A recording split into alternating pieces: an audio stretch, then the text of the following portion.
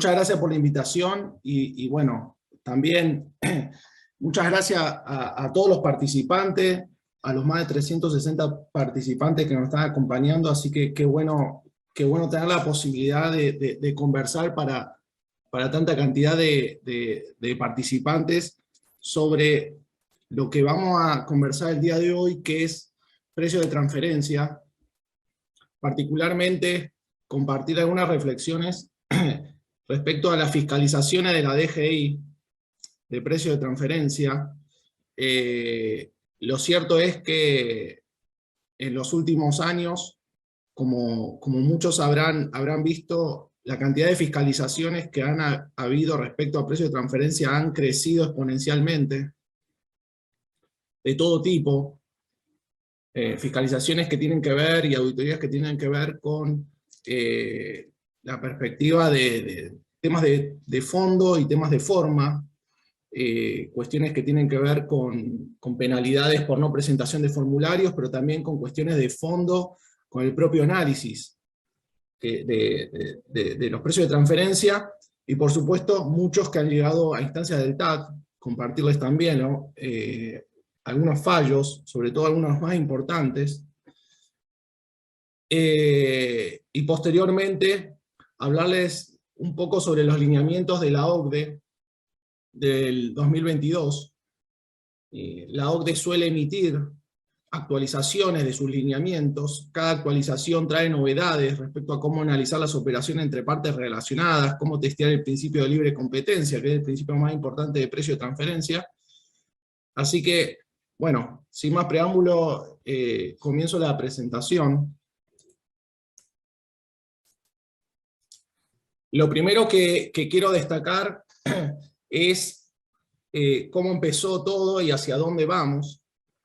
Todo el mundo posiblemente ya sepa que la normativa en precio de transferencia en Panamá ya lleva 10 años.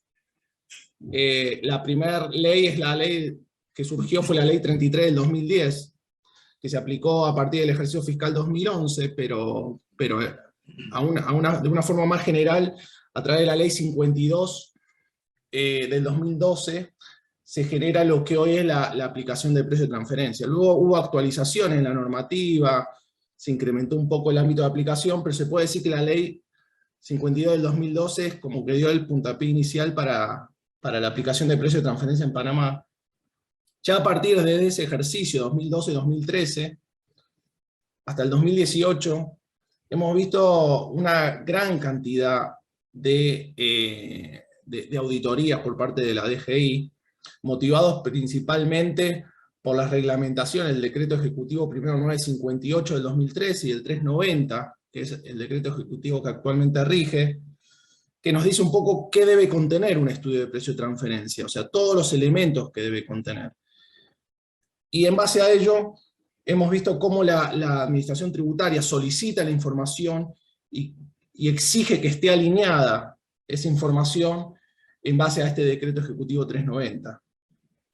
Como les mencionaba, hemos visto una cantidad muy importante de fiscalizaciones y auditorías que tienen que ver con cuestiones de forma, cantidad impresionante de multas por no presentación del formulario 930, que es el formulario específico de precio de transferencia y que se debe presentar dentro de los 6 meses posteriores al cierre del ejercicio fiscal del contribuyente. Cantidad muy importante de inconsistencias y discrepancias en la documentación de precio de transferencia. Siempre nosotros mencionamos a nuestros clientes que la documentación es una documentación integral, no es simplemente por un lado el formulario y por otro lado el estudio. La documentación integral debe ser consistente entre el estudio, el formulario, los estados financieros auditados. Es una exigencia que está en el Decreto Ejecutivo 390, los estados financieros auditados, y por supuesto la declaración de renta. Cuando la Administración Tributaria ejecuta una auditoría, revisa todos estos documentos y que todos estos documentos sean consistentes y estén alineados uno con el otro, y cualquier discrepancia genera una potencial multa. Y por otro lado, revisiones de fondo, y creo que son un poco más sustanciales, respecto a la objeción de comparables. La DGI ha emitido una gran cantidad de auditorías objetando las comparables, muchos casos han llegado al TAT. La suerte del contribuyente ha variado, en algunos casos el TAT le ha dado la razón al contribuyente, y en otros casos lo cierto es que le ha dado la razón a la administración tributaria en este tipo de casos. Objeciones sobre el método seleccionado de precio de transferencia. La DGI ha mostrado preferencia por los métodos a márgenes netos por sobre los métodos a utilidades brutas, es decir, considerando únicamente el costo directo.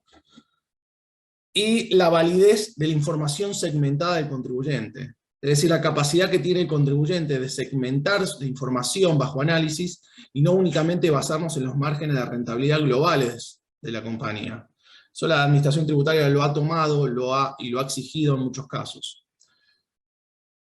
Y a partir del 2018, lo que hemos notado es también un incremento en la auditoría y en las revisiones, producto de que ya precio de transferencia también aplica para contribuyentes que estén en regímenes especiales, en todos los regímenes especiales, habidos y por haber, zona libre de Colón, entidades SEM, Howard, los EMA, zona libre de petróleo, etc.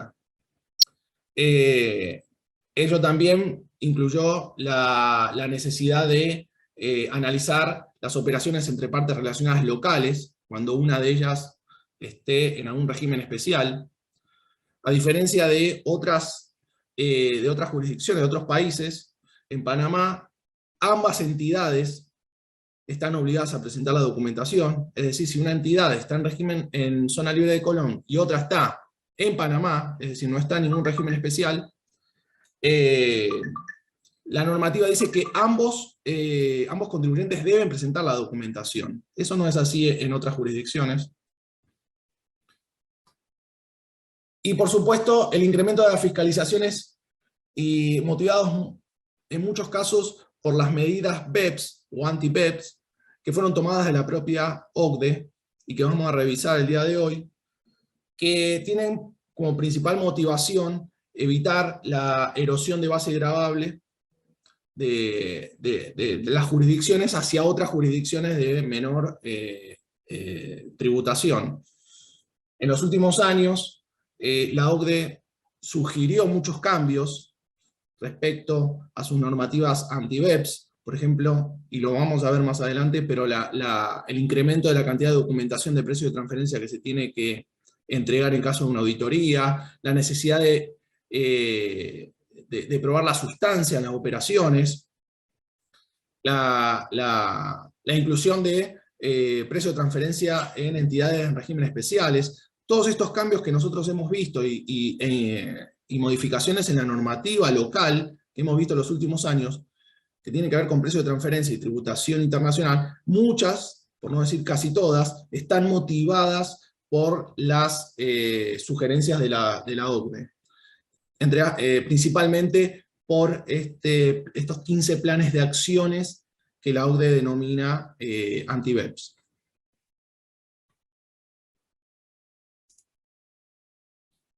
En ese sentido, el primer fallo que me gustaría compartirles y está principalmente asociado a servicios entre partes relacionadas. De hecho, los comentarios sobre las fiscalizaciones y fallos que les voy a comentar el día de hoy están principalmente motivados sobre la necesidad de cómo documentar los servicios que recibe una entidad local por parte de una relacionada del exterior.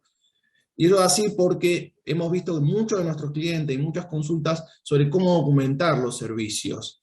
Y en efecto es lo que genera en gran parte auditorías, y muchas de las cuales el TAT le termina dando la razón a la DGI. El caso particular que estamos viendo en este momento es una resolución del TAT del 9 de julio del 2021, y comienza con la solicitud de documentación de precio de transferencia en 2015 por parte de la DGI. Es un procedimiento bastante habitual de la DGI de solicitar vía notificación la documentación de precio de transferencia. Como comentario puedo decir que en esa época, en 2015, presentar documentación de precio de transferencia era mucho más sencillo que ahora. Me consta porque yo personalmente iba a la DGI a presentar la documentación de precio de transferencia y era un trámite mucho más sencillo. Actualmente la DGI se demora aproximadamente 30 o 40 minutos revisando toda la documentación. Antes no era de esa forma. Y adicionalmente, actualmente la DGI solicita no solo el estudio, sino, como les mencioné recientemente, los estados financieros auditados y lo que se llama comúnmente el master file o el reporte maestro. Algo que hace unos años la DGI no solicitaba en esta instancia. En 2017 la DGI le comunica al contribuyente que, bueno, que fue seleccionada para un proceso de auditoría, y finalmente en 2018 la DGI emite la nota resolutoria de un ajuste de precio de transferencia.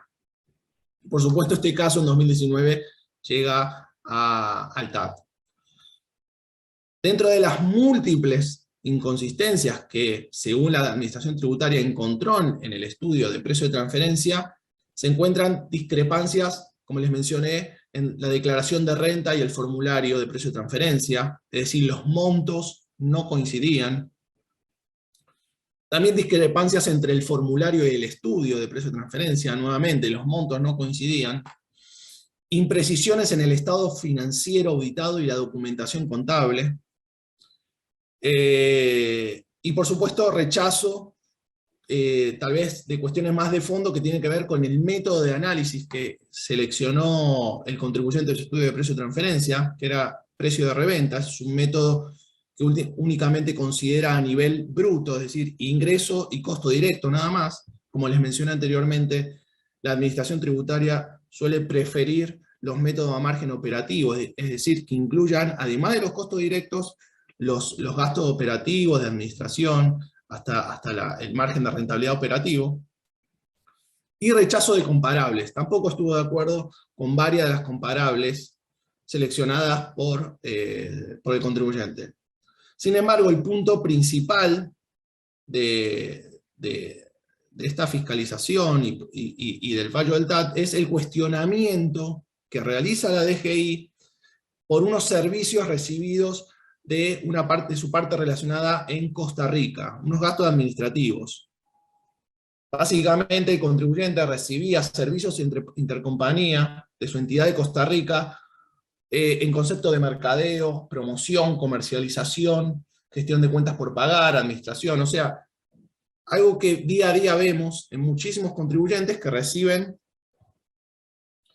cargos regionales de su corporativo en conceptos administrativos y de gestión.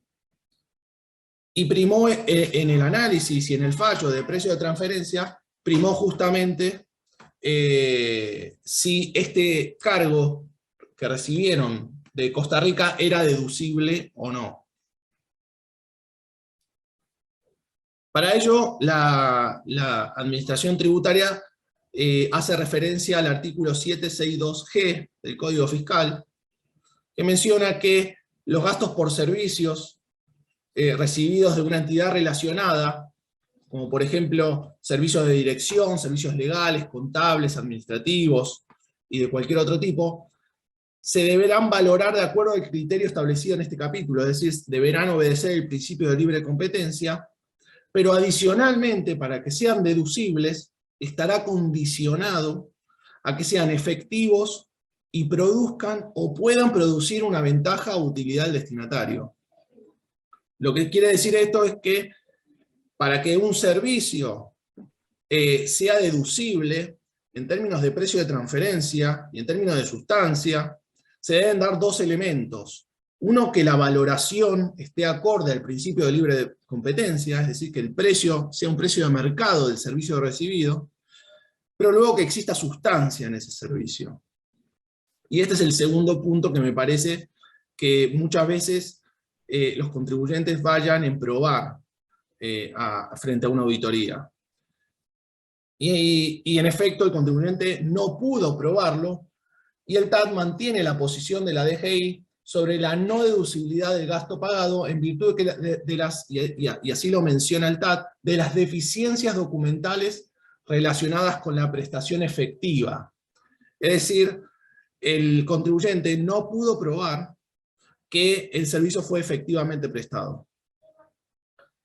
Por supuesto que en el proceso de auditoría el contribuyente presentó un caudal de información bastante importante, registros contables, estados financieros, contrato, etcétera, pero en palabras de la Administración Tributaria, eso no es evidencia suficiente para probar la prestación efectiva del servicio. Y por consiguiente, el gasto fue considerado como no deducible. Como les mencioné, esta motivación de la Administración Tributaria de analizar la sustancia de las operaciones, principalmente o particularmente en este caso de los servicios, está, yo creo, bastante motivado por los planes de acción BEPS 8, 9 y 10, que fueron emitidos por la OCDE en 2015, que tienen como objetivo garantizar que los resultados de precio de transferencia estén alineados con la creación de valor. Y para eso, particularmente en los servicios entre partes relacionadas, nosotros siempre mencionamos que todo servicio debe contar con 3 aspectos fundamentales al momento de analizarlo. Uno es la sustancia, considerar que siempre prevalece lo realizado por sobre la forma. Muchos de nuestros clientes dicen, ok, aquí tengo el contrato del servicio, entonces automáticamente queda probado que la transacción existió y que obedece el principio de libre competencia, y no es así. El contrato es un punto inicial de análisis, pero no prevalece sobre la sustancia. Analizar las funciones, activos y riesgos del proveedor del servicio y si tiene sentido económico. Esto es muy importante. Muchas veces un contribuyente puede recibir un servicios de ingeniería, y eso va deducible de impuestos sobre la renta. Y uno le pregunta, bueno, ¿quién te prestó ese servicio? Relacionada en España, un servicio de ingeniería. Y uno le pregunta, ok, ¿esa entidad tiene ingenieros en su planilla? No, no tiene ingenieros. ¿Cómo puede ser que te haya prestado un servicio de ingeniería? Esas cosas tan básicas como analizar las funciones, activos y riesgos del proveedor del servicio, que tenga sentido, son importantes porque la duda que uno tiene también la puede tener la Administración Tributaria. Y por supuesto, ¿qué sucede con aquellos proveedores de baja o nula tributación? Peor aún, uno puede preguntarle, ok, tu proveedor de servicio, ¿cuántos empleados tiene? No, ninguno. Mi proveedor de servicio está en BVI y no tiene empleados. Ese es un punto importante que deben considerar los contribuyentes, porque eso puede ser objetado por la Administración Tributaria, de hecho ha sido objetado. El otro aspecto es la coherencia. ¿Cómo se contabiliza la operación? Si la operación está contabilizada de la misma forma por el contribuyente que por el proveedor del servicio relacionado. Si el contribuyente necesita ese servicio, si hay una necesidad real de ese servicio. Y finalmente, la transparencia, es decir, contar con toda la información que permita probar los puntos anteriores de sustancia y coherencia. Y en ese sentido, otro fallo del TAT que les quiero compartir del 2021, está muy asociado a lo mencionado recientemente. El fallo finalmente se decanta por otros aspectos que yo les voy a mencionar, no tanto por servicio, pero hay una parte del fallo que menciona los servicios y que es importante. Este fallo tiene como antecedente que surge de una auditoría integral realizada de contribuyente en 2012, 2013 y 2014.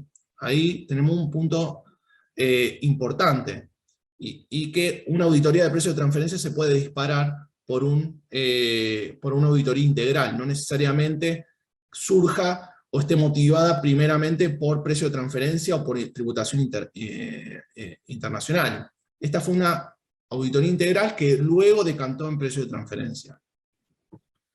Aquí el contribuyente llevó a cabo 2 tipos de operaciones con parte relacionada del exterior.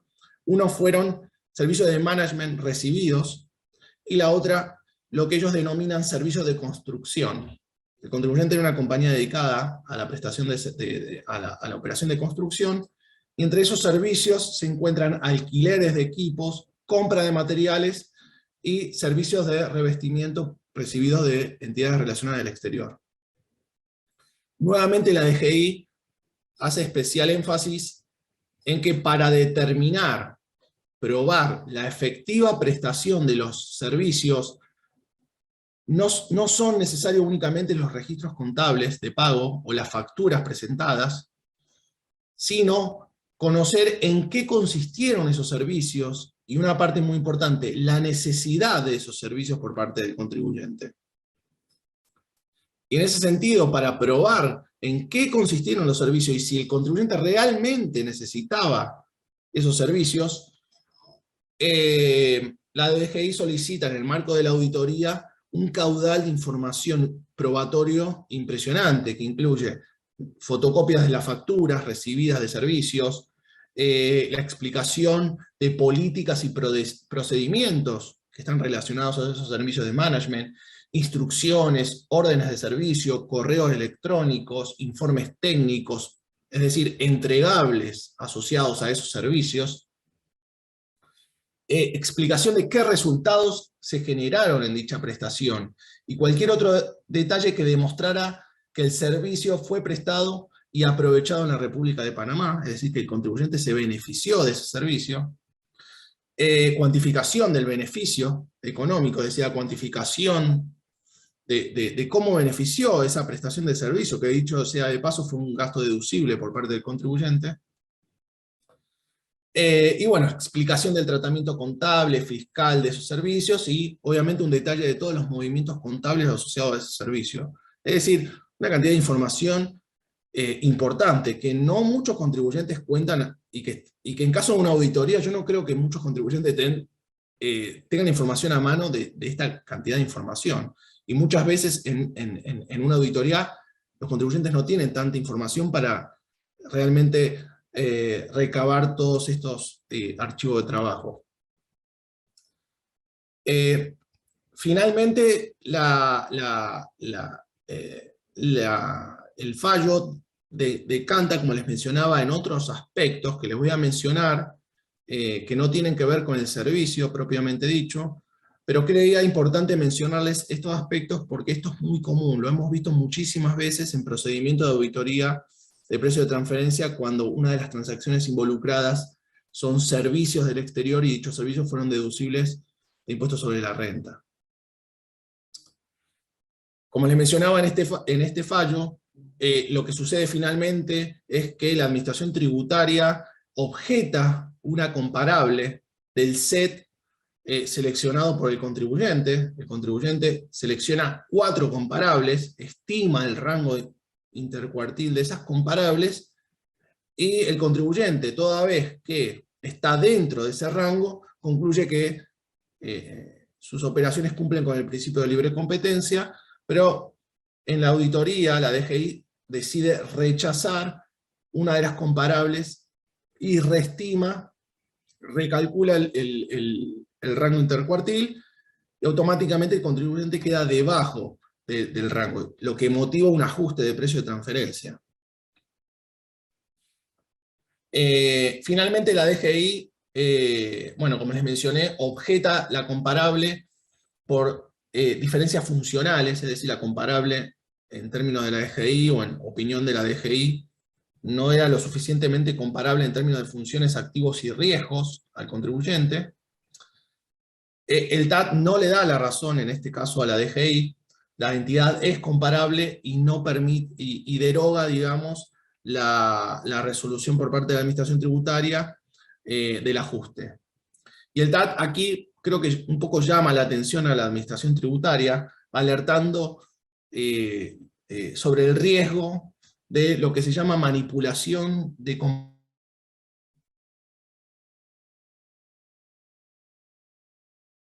en rechazar aquellas comparables con margen bajo para motivar que el rango intercuartil suba, es decir, rechazar únicamente por una motivación de cuál es el margen de rentabilidad de la compañía y no necesariamente porque hubo un análisis exhaustivo de las funciones activos y riesgos.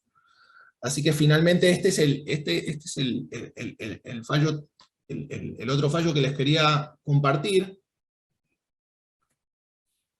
Y un breve resumen de algunos otros aspectos importantes en fiscalizaciones y fallos tienen que ver con mencionarles, como les contaba, sobre la cantidad de multas que hemos estado viendo de muchos contribuyentes respecto a la no presentación de la documentación, principalmente del formulario 930. Este año hubo muchos fallos del TAT relacionados a este aspecto, muchos de los cuales el contribuyente fue favorecido, en otros no.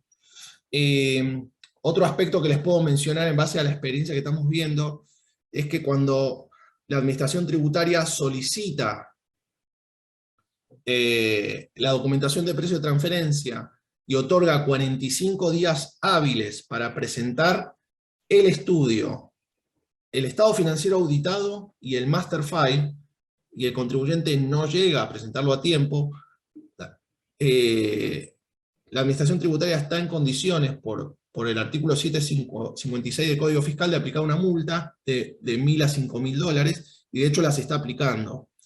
Y hemos visto principalmente aplicaciones de multa de $5.000 por no presentar la documentación a tiempo.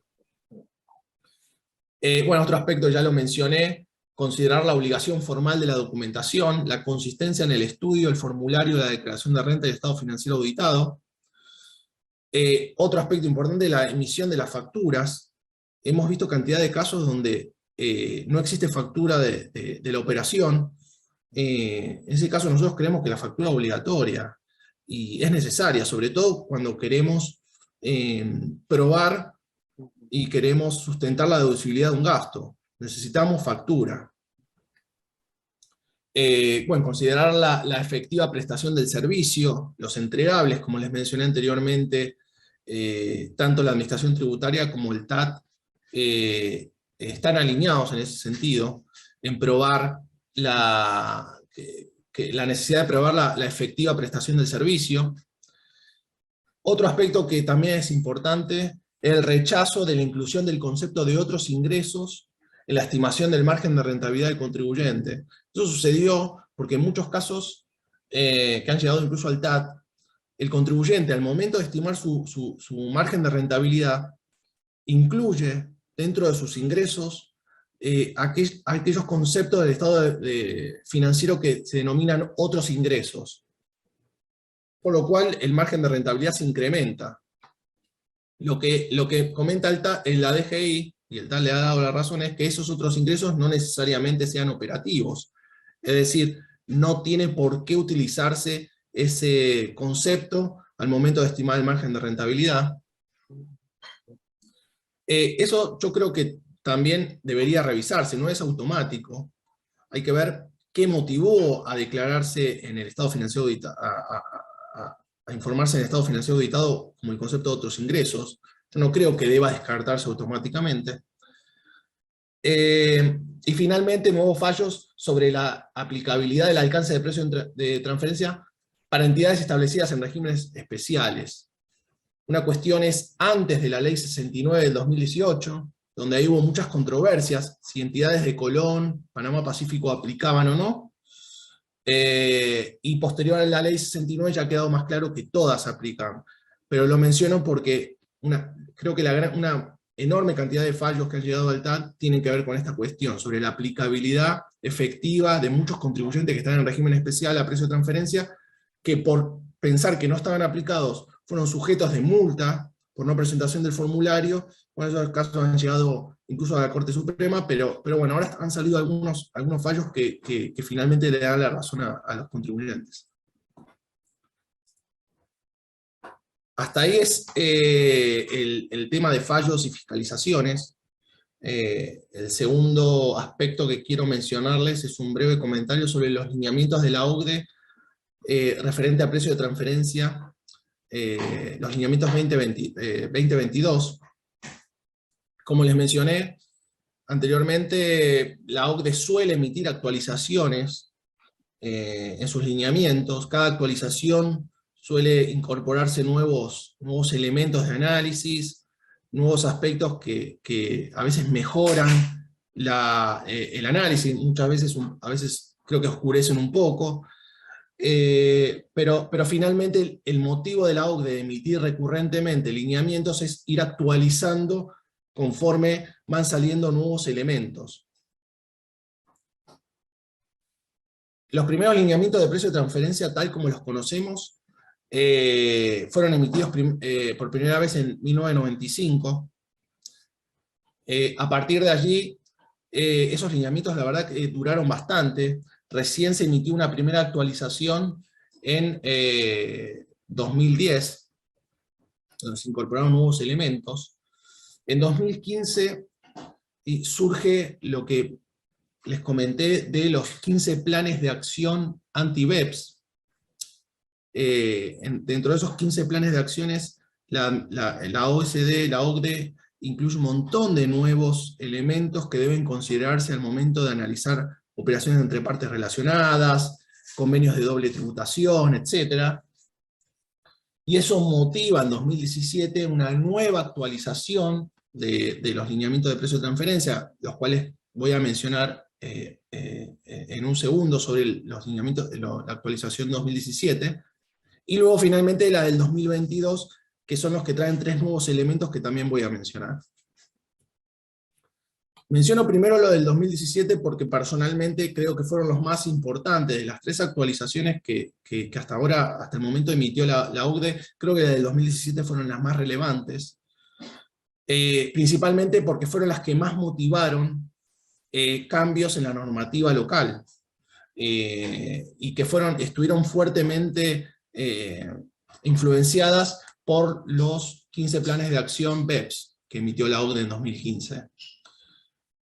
¿Y qué elementos contienen los lineamientos 2017 de precio de transferencia? Bueno, una fuerte sugerencia de revisar que los resultados de precio de transferencia de las operaciones estén alineados con la creación de valor, es decir, que haya sustancia, finalmente que los contribuyentes paguen y generen impuestos en aquellas jurisdicciones donde se genera valor, y que la renta gravable esté en las jurisdicciones donde se genera valor. Se incorpora la acción 13, que incluye no solo el estudio de precio de transferencia, sino también el master file que les comenté recientemente, y el reporte país por país, que en Panamá se debe, que todas las subsidiarias establecidas en Panamá, que pertenezcan a grupos multinacionales con ingresos iguales, consolidados, iguales o superiores a los 750 millones de euros, deben presentar notificación de reporte país por país, es decir, indicarle a la administración tributaria en dónde se encuentra su casa matriz, en qué país, cuál es el domicilio, etc.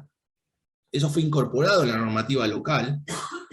Y otro aspecto relevante que tiene que ver con la reestructuración de negocios, y que se incorpora en la normativa en la actualización de 2017.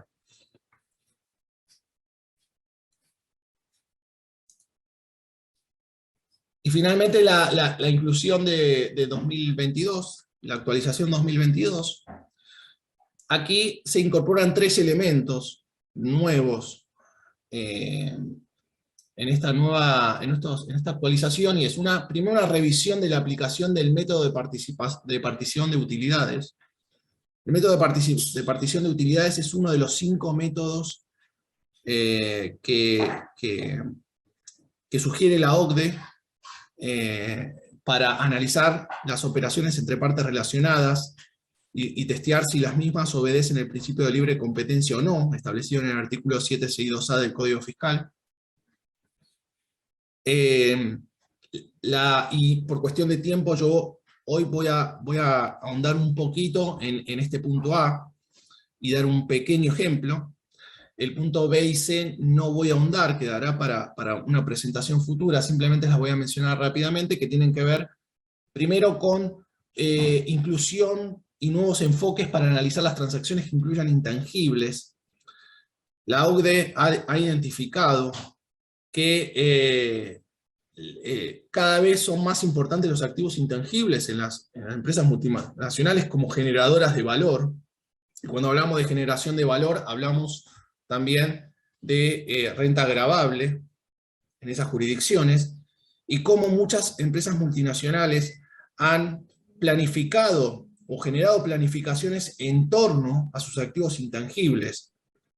Cambiar la propiedad de un activo intangible, a diferencia de un activo fijo, que hay que transportarlo, y llevarlo de una jurisdicción a otra, y un activo intangible simplemente cambia de propiedad a través de un contrato y ya.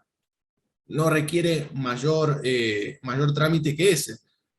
Sin embargo, una vez que se modifica la propiedad del activo intangible, el nuevo propietario del activo intangible tiene potestad para usufructuar ese activo. Y por supuesto, muchas empresas multinacionales han generado que esos activos intangibles vayan a jurisdicciones de baja o nula tributación. Y ni hablar cuando esas operaciones incluyen la compraventa del activo intangible. ¿Cómo valorarlo? Bueno, un poco la administración tributaria, la OCDE, fue incluyendo nuevos lineamientos sobre cómo lidiar este tipo de casos, cómo valorarlos y cómo analizarlos. Y otro aspecto importante que incluyó la OCDE es nuevas herramientas para analizar transacciones financieras.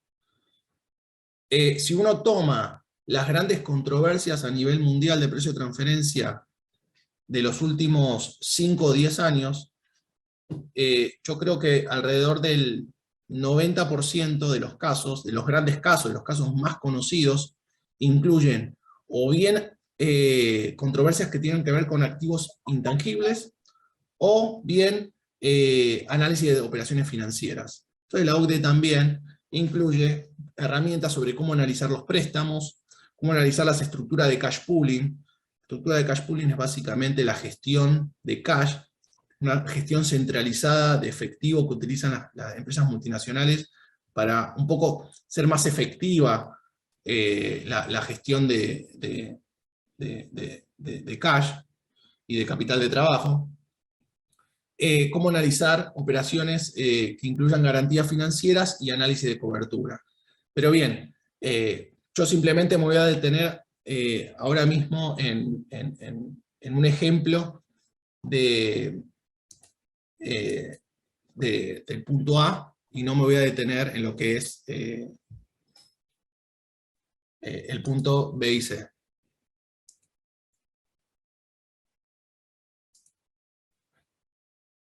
Bien, como les mencioné, se hace una revisión del método de partición de utilidades, y el objetivo de este método es asegurar que las utilidades de cada empresa esté asociada con el valor de sus contribuciones, es decir, cuánto contribuyen a la generación de valor.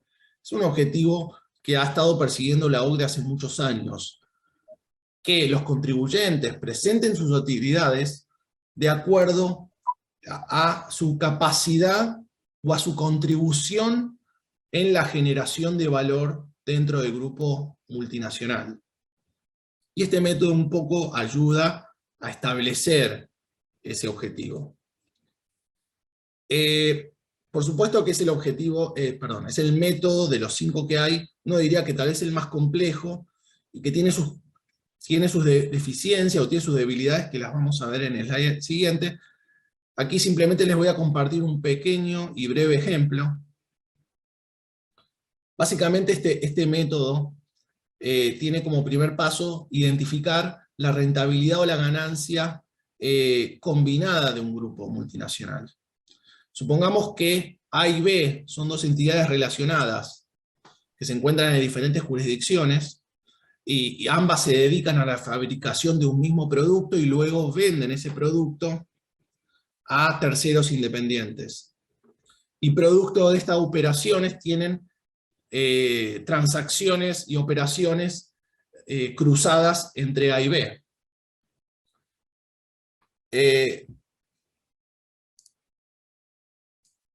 Esta es la rentabilidad de A, que presenta sus estados financieros, la rentabilidad de la entidad B en el país B de sus estados financieros, y el objetivo, el primer paso para generar un análisis de partición de utilidades, es determinar la utilidad combinada de ambas entidades. Es una suerte de estado de resultados consolidado de aquellas únicamente asociadas a aquellas operaciones con partes relacionadas, no de toda la compañía, únicamente de aquel resultado que está netamente y directamente relacionado a las operaciones intercompañía.